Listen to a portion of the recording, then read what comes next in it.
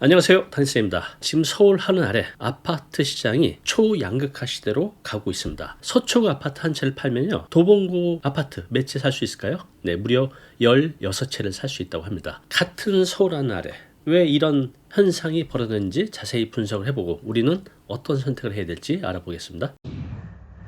자, 뉴스기사 제목입니다. 자, 부동산 시장이 양극화에서 초양극화로 가고 있다는 겁니다. 서울 쏠림 더 강해, 지방은 무너지고.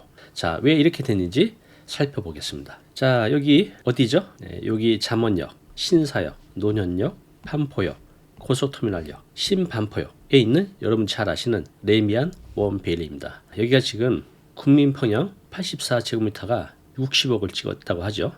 여기가 준공연도가 23년 8월입니다. 약 3,000세대 되는 대단지고요. 총 23개 동 35층으로 이루어진 아파트입니다. 자, 또 다른 것을 한번 보겠습니다. 자, 이번에는요, 도봉구입니다. 여기 보면 방학역, 창동역, 여기 수락산역, 저 위로 가면 이제 우정부죠. 자, 여기 보면요, 여기 쌍문동 현대 1차 아파트가 있습니다. 준공은 1990년 10월에 됐고요. 총 783세대. 이 아파트 가격 얼마나 될까요? 자, 비교해서 한번 보여드릴게요. 네, 좀 전에 보셨던 레미안 원베일리 뉴스 기사에 많이 나왔죠. 전용 84가 60억을 찍었습니다. 자, 그런데 쌍문동 좀 전에 보셨던 현대 1차는요, 전용 84 3억 7천. 네, 그러면 요거하고 요거 가격 차이가 얼마나 될까요? 네, 무려 16배입니다. 초양극화로 벌어졌다는 겁니다. 자, 그러면 좀 더 다른 측면을 보겠습니다. 너무 극과 극을 보셨는데 서울 아파트의 상위 20%, 그다음에 하위 20%를 한번 비교해서 보겠습니다. 2021년 8월을 보면요, 하위 20%가 평균 5억 4천, 상위 20%가 약 22억, 4배 정도 됐었어요. 그런데 불과 3년 만에 2024년 8월, 그죠? 3년 만에 이 차이가 더 벌어졌습니다. 하위 20%는 더 떨어졌죠? 4억 8천, 상위 20%는 25억 7천, 4.14배에서 5.27배로 크게 늘었습니다. 상위 20%, 또 하위 20% 가격이 더 크게 벌어진 것을 볼 수 있습니다. 자, 지금 여기 뉴스 기사를 보면 극과 극을 볼 수가 있어요. 하늘의 별 따기, 뭐가? 서울의 1순위 청약 경쟁률 140대 1. 자, 그런데 지금 수도권은요, 요 뉴스 기사 제목이 468채 중 14채만 간신히 청약. 지금 지방은요, 미분양이 난 곳이 굉장히 늘고 있고 또 많아지고 있습니다. 자, 그러면 서울하고 지방을 한번 비교를 해보겠습니다. 2017년을 보면 지방의 아파트 평균 매매 가격이 2억 3천, 서울은 7억 2천, 약 5억 정도 차이가 났습니다. 그런데 2023년 불과 한 6, 7년 만에 어느 정도로 바뀌었을까요? 자, 지방은요, 2억 3천이 2억 6천 정도로 조금 올랐어요. 찔끔. 그런데 서울은 7억 2천에서 12억 9천으로 늘었죠.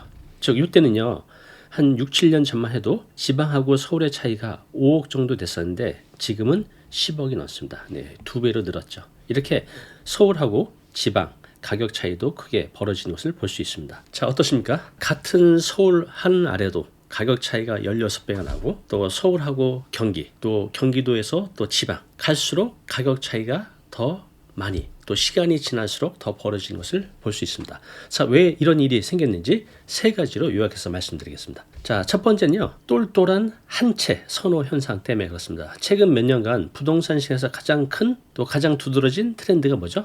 바로 똘똘한 한 채죠. 자, 이것은요, 집 많은 다주택자에 대한 세금 부담이 커지면서 여러 채를 보유하기보다는 한 채라도 가치 있는 집을, 또 상급지 집을 보유하자라는 이제 경향이 강해졌죠. 이 현상을 말하는 겁니다. 특히 강남, 서초 이런 인기 지역에 수요가 집중되면서 이 똘똘한 한 채 현상이 더 두드러졌습니다. 자, 똘똘한 한 채, 이 용어 좀 더 자세히 살펴볼게요. 자, 이 용어의 의미는요, 말 그대로 여러 주택을 소유하는 대신에 가치가 높고 또 황금성이 좋은 핵심 지역의 아파트 한 채를 선택하는 것을 의미합니다. 자, 이 용어는요, 언제부터 생겨났을까요? 네, 문정부 시절 시작이 됐습니다. 다주택자에 대한 세금 또 대출 규제가 강화되면서 그때부터 본격적으로 시작이 됐죠.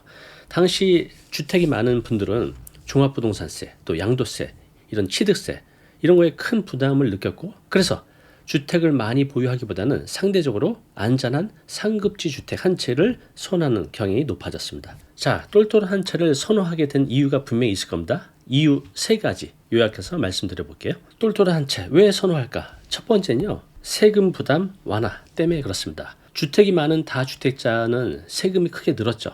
그래서 여러 채의 주택을 소유하는 것보다 세금 부담이 적은 한 채를 선택하는 것이 유리하다는 판단이 있는 거죠. 특히 종부세 또 양도세가 강화되면서 다주택자들은요 상대적으로 안전하고 상급지 주택을 선호하는 경향이 많아졌고 또 실제로 그렇게 옮겨갔습니다. 둘째, 안정적인 자산 가치. 강남, 서초 이런 핵심 지역은요 학군, 교통, 또 인프라 때문에 꾸준히 수요가 유지되는 지역이죠. 이런 지역은요 경제 위기 또 부동산 시장 변동에도 비교적 안정적인 자산 가치를 유지할 가능성이 높기 때문에 사람들이 똘똘한 채로 선호하게 된 지역입니다. 자, 마지막 세 번째는요 황금성입니다. 우리 부동산 투자할 때 가장 중요한 것 중에 하나가 바로 황금성이죠. 바로 이제 부동산 시장에서 이것 때문에 똘똘한 채를 선호하는 현상이 더 강해졌습니다. 언제든지 내가 필요할 때 팔 수 있는 집, 즉 거래가 활발하고 수요가 많은 지역의 주택을 소유하는 것이 투자자들에게는 큰 장점이 될 수 있습니다. 그래서 강남 아파트는 이런 면에서 황금성이 뛰어난 지역이기 때문에 또 똘똘한 채로 각광을 받았죠. 자, 똘똘한 채 심리적인 요인도 있습니다. 자, 사람들은요 다 그렇죠. 시장이 불확실할 때, 뭔가 불안할 때는 안정적인 투자를 선호합니다. 부동산 시장도 마찬가지죠. 이렇게 경제가 불확실성이 커질수록 사람들은 안전 자산에 몰리는 경향이 심합니다. 강남, 서초, 송파, 용산, 마포 이런 지역은 오랫동안 안정적인 가격을 보여왔기 때문에 또 상승도 꾸준히 되어왔죠. 그래서 심리적으로 똘똘한 채를 더 선호하게 된 겁니다.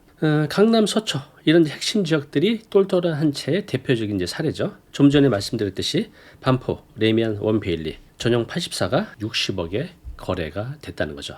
자, 이것은요 고급 아파트에 대한 수요가 여전히 견고하다는 것을 말하고 있는 거죠. 초양극화 원인이 첫 번째 뭐였죠? 네, 똘똘한 한 채 선호 현상. 네, 두 번째 이유는요 정부의 정책 또 대출 규제 때문에 그렇습니다. 자, 보겠습니다. 자, 최근 몇 년간 정부에서 부동산 가격 안정을 위해서 대출 규제를 시행했죠.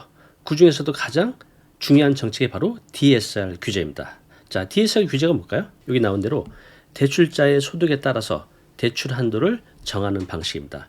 자, 예를 들어서 DSR 40%를 적용하면 연소득 5천만 원이면 매년 갚아야 될 대출 원금 그리고 이자가 연소득의 40%, 즉 2천만 원을 넘지 않도록 제한을 하는 겁니다. 이 규제는요 주택담보대출뿐만 아니라 내가 신용대출을 받았고 또 카드론 이런 것들을 모두 합산해서 적용하기 때문에 대출을 많이 받은 사람일수록 새로운 대출을 받기가 어려워집니다. 자, 그러면 이 DSR 규제가 실수요자에게는 어떤 영향을 미쳤을까요? 자, 이것은요 소득이 낮은 실수요자들에게는 굉장히 큰 영향을 미치죠. 그런데 소득이 많은 고소득층은 이 DSR 규제가 그렇게 크게 문제되지가 않아요. 왜냐하면 소득이 높으면 그만큼 대출 한도가 넉넉하게 나오기 때문에 고가 아파트에 대한 수요가 여전히 유지되고 있는 겁니다. 특히 강남, 서초 같은 인기 지역의 고급 아파트는 이러한 이유로 가격 상승이 아직도 계속 유지가 되고 있습니다. 네, 서울의 아파트 가격을 벌린 이유, 정부의 정책 중에 DSR 정책. 네, 또 하나가 있습니다. 다주택자 중과세 이후에도 서울의 집값을 벌리는데 한몫을 했습니다. 자, 보겠습니다. 자, 다주택자 양도세 중과 유예. 이게 뭐죠? 다주택자가 집을 팔 때 중과세를 냈었는데 이것을 일정 기간 유예를 해줬죠. 자, 그런데 이게 조금 이제 문제가 됐습니다. 이렇게 정부가 중과세를 한시적으로 유예하면서 주택이 많은 분들이 매물을 내놓지 않고 자산을 계속 보유하라는 경향이 강해졌습니다. 그래서 양도세가 유예되면서 시장의 매물이 줄어들게 되고 그 결과 일부 지역에서는 집값이 오히려 상승하는 현상이 나타났죠. 집값을 형성하는데 여러 가지 요인이 있지만 결국은 수요와 공급인데 주택이 많은 분들이 집을 내놓지 않다 보니 집이 부족하고 수요는 많은데 그래서 가격은 이제 올라가게 된 거죠. 이런 것들이 상급지 주택일수록 더 심해졌습니다. 네, 서울 아파트 가격 16배가 된 이유. 첫 번째는 똘똘한 한 채 현상. 두 번째는 정부의 대출 규제, 그리고 정책 때문에 그렇고요. 자, 나머지 세 번째는 무엇일까요? 바로 공급 부족 때문에 그렇습니다. 자, 보겠습니다. 자, 뉴스 기사입니다. 서울 주택 45%가 노후, 강남 지역 새 아파트 여전히 공급 부족. 최근 서울 부동산 시장에서 가장 큰 이슈가 바로 공급 부족 문제입니다. 강남구, 서초구, 또 송파 이런 인기 지역에는요 신규 아파트 공급이 매우 제한적입니다. 왜냐하면 이러한 지역은요 이미 개발이 거의 완료된 상태이기 때문에 새로운 주택을 지을 수 있는 공간이 없죠. 그나마 이제 재건축 재개발을 통해서 매물이 있는데 그마저도 이렇게 많지는 않습니다. 따라서 매물이 나올 때마다 서로 살려고 하다 보니 높은 가격의 거래가 형성이 되는 겁니다. 자, 서울 아파트 주택 보급률이 어떨까요? 우리나라 내에서만 비교를 해도요. 국토부에서 발표한 걸 따르면 서울의 주택 보급률은 96%입니다. 서울은요. 그리고 전국 평균은 약 102%. 서울이 확실히 낮죠. 우리나라 전국에 따져도 서울이 그렇게 집이 많은 것 같아도 주택 보급률은 96%밖에 안 됩니다. 자, 여기 보시는 그림은요. 전 세계 주택 보급률을 보여주고 있습니다. 요거는요. 인구 1000명당 주택 가구 수를 보여주고 있는데 뉴욕은 412, 런던은 410, 파리는 굉장히 높네요. 605, 도쿄는 579, 우리나라 347. 상대적으로 다른 나라보다 낮은 걸 볼 수 있습니다. 서울이 우리나라 내에서도 주택 보급률이 낮고 다른 나라하고 비교해서도 주택 보급률이 낮은 것을 볼 수 있습니다. 자, 또 하나. 우리 새 아파트 좋아하잖아요. 여기 보면 이제 늙은 서울 입주 10년 이상 된 아파트 얼마나 될까요? 전체의 78%입니다. 즉 입주 후 10년 이상 경과된 아파트가 무려 전체의 78%라는 거. 이게 점점 더 늘고 있죠. 자, 지금 세 번째 문제가 바로 공급 부족이잖아요. 서울의 공급. 수요는 많은데 공급이 항상 부족한 거죠. 자, 보겠습니다. 지금 전문가들은요. 서울의 아파트 연간 수요가 약 6만 가구 정도로 보고 있습니다. 그런데 2015년 15,000 가구 공급됐습니다. 2016년 15,900, 2017년 18,800, 2018년 19,300. 자, 요 뒤로 어떻게 됐을까요? 공급량은 더 많이 줄어들고 있습니다. 매년 6만 가구가 필요한데 계속 부족한 현상을 보이고 있다는 거죠. 자, 또 하나의 현상이죠. 이렇게 아파트가 많지만 많은 것들 중에서도 사람들은 새 아파트를 선호한다는 겁니다. 그래서 지금 서울에 신규 아파트가 나오면 너도 나도 살려고 하는 거죠. 그 비싼 가격에도 불구하고.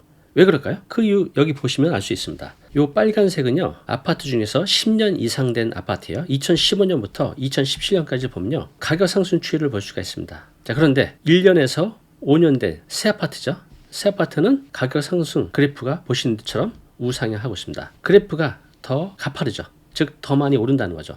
똑같은 아파트인데 시간이 지나면 지날수록 10년 이상 된 아파트보다는 5년 이하의 새 아파트가 더 많이 오르는 것을 알 수가 있습니다. 지금 제가 세 가지를 정리해 드렸어요. 서울 아파트의 양극화, 양극화를 넘어서 초양극화의 이유 세 가지. 첫 번째는 똘똘한 한 채 선호 현상. 두 번째는 정부의 대출 규제, 또 정책. 마지막 세 번째는 서울의 새 아파트 공급 부족. 이 세 가지 이유 때문에 서울의 아파트 가격이 점점 벌어지고 있는 겁니다. 물론 이거 말고도 다양한 이유가 있겠지만 가장 주요한 원인 이제 세 가지를 말씀드린 겁니다.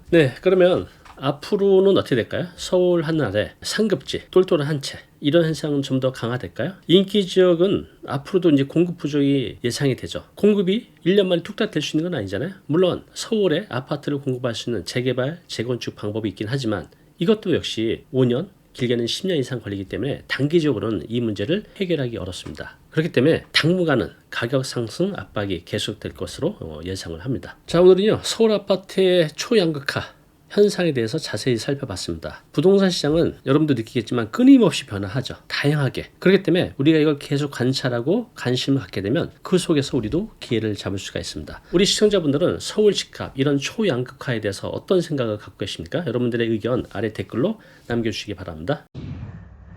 자, 오늘 내용 너무 중요한 내용이죠. 영상 보고 나면 잊혀지잖아요. 자, 자료 무료로 제공하고 있습니다. 이 자료 요거 받고 싶은 분들은요 아래 링크로 신청하시면 됩니다.